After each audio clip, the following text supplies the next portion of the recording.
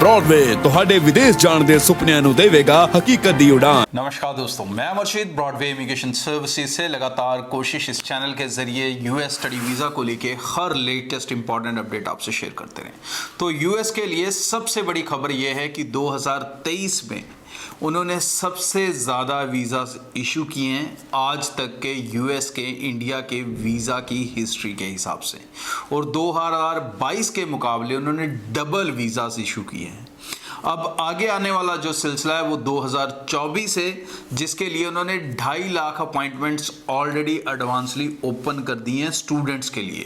तो स्टूडेंट्स को लेके जो इंटरव्यू के स्लॉट का मसला था वो तो अभी भी है, क्योंकि रश बहुत ज़्यादा है, बच्चा जो अप्लाई करने वाला है बहुत ज़्यादा है, लेकिन प्रोबेबिलिटी की इंटरव्यू स्लॉट मिल जाए हमें इनटेक के लिए वो काफ़ी ज़्यादा हो गई है। मतलब अगर आप 2-3 महीने अपनी एप्लीकेशन को एडवांस स्टार्ट करके चलते हैं तो आप ये मान के चल सकते हैं कि आपको इंटरव्यू स्लॉट भी मिलेगा, I-20 भी मिलेगी और सब कुछ इन लाइन चलेगा। यूएस का वीज़ा सक्सेस रेट पहले के मुकाबले बहुत ज़्यादा बढ़ चुका है। So probability of gaining visa is very very high, और इसका कारण ये भी है कि बहुत सारी जो इंस्टीट्यूट्स हैं यूएस के जो पहले विदाउट आइलेट्स से रिक्रूट करते थे, अब कहीं ना कहीं वो विदाउट आइलेट्स वाली ऑप्शंस कम हो चुकी हैं, लिमिटेड हो चुकी हैं, और ज़्यादातर ऑप्शन कम से कम 5.5 बैंड आपसे डिमांड करते हैं ओवरऑल। तो मतलब वो इतनी इंग्लिश कम से कम आपसे डिमांड कर रहे हैं कि आप इंटरव्यू में जाओ और आप बातचीत कर सको। तो यहाँ पर यही एक बड़ा कारण है जहाँ पर सबसे ज़्यादा सक्सेस रेट भी देखने को मिल रहा है। सो जो बच्चे यूएस के लिए जाना चाहते हैं, आने वाले इनटेक्स को टारगेट करना चाहते हैं, they should not delay these applications. कारण क्या है कि दोस्तों, जब एक अच्छा समय किसी एम्बेसी में चल रहा हो रिक्रूटमेंट का, तो उसके अंदर अगर आप फाइल्स लगाओगे तो आप वीज़ा का सक्सेस रेट ज़्यादा देख सकोगे। आप देख भी रहे होगे, इसी यूट्यूब के अंदर आप सर्च करोगे, बहुत सारे कंसल्टेंट के बहुत सारे वीज़ाज आपको दिखेंगे। ब्रॉडवे का ये पैटर्न नहीं है कि हम YouTube को वीज़ा दिखाने के लिए यूज़ नहीं करते, बिकॉज हमारा मकसद YouTube के ऊपर है आपको इन्फॉर्म्ड नॉलेज करते रहना। वीज़ा वगैरह आप हमारे इंस्टाग्राम प्रोफाइल पे जाके देख सकते हो। तो यूएस के लिए दोस्तों अपनी एप्लीकेशंस को बिल्कुल डिले ना करें। This is a high time and right time to proceed your application, और ब्रॉडवे के साथ करते हैं तो सबसे बड़ा बेनिफिट है कि पैसे लगेंगे वीज़ा आने के बाद। सो 2024 आगे आने वाला है, और यूके में 2024 में आपके लिए क्या है, क्या बेनिफिट्स हैं, जो रूल्स चेंज हुए हैं 2023 के अंदर, वो 2024 को क्या बेहतर करेंगे आपके लिए या नुकसानदायी करेंगे, उन सब चीज़ों के ऊपर बातचीत करेंगे। इंपॉर्टेंटली ध्यान से सुन लें, वो स्टूडेंट्स भी जो यहाँ से स्टडी वीज़ा पे जा रहे हैं या जाना चाहते हैं, और वो लोग भी जो यहाँ से टायर 2 वीज़ा पे जाना चाहते हैं या जा रहे हैं।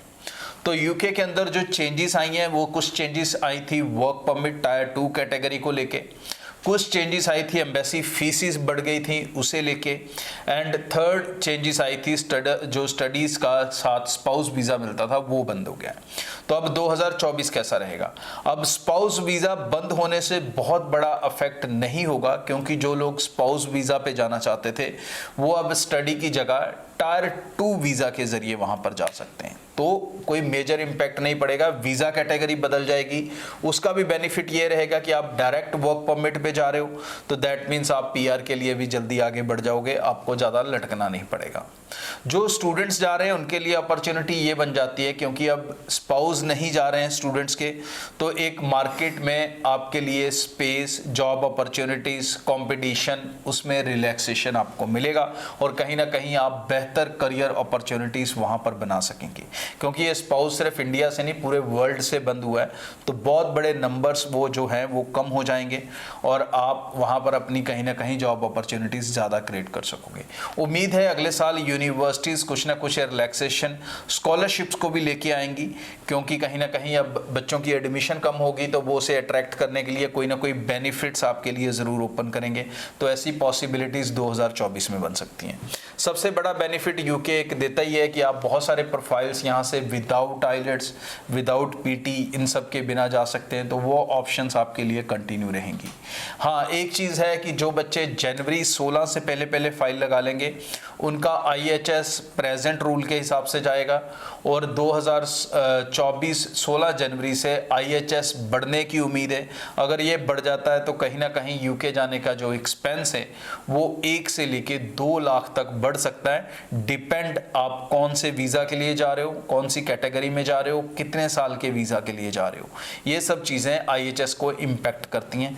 तो ये एक फ़र्क उसके कारण पड़ेगा। लेकिन ओवरऑल 2024 यूके के लिए और ज़्यादा शानदार होने वाला है स्टूडेंट्स के लिए, चाहे वो सेटलमेंट को लेके बात हो, वर्क परमिट्स को लेके बात हो, स्टूडेंट वीज़ा को लेके बात हो। सक्सेस रेट कहीं पर भी गिरने की कोई आशंका नहीं है। कोई ऐसी न्यूज़ दूर दूर तक नहीं है कि कोई स्टडी वीज़ा पे किसी तरह की कोई भी अड़चन आएगी। उल्टा रिलैक्सेशन आ रहे हैं।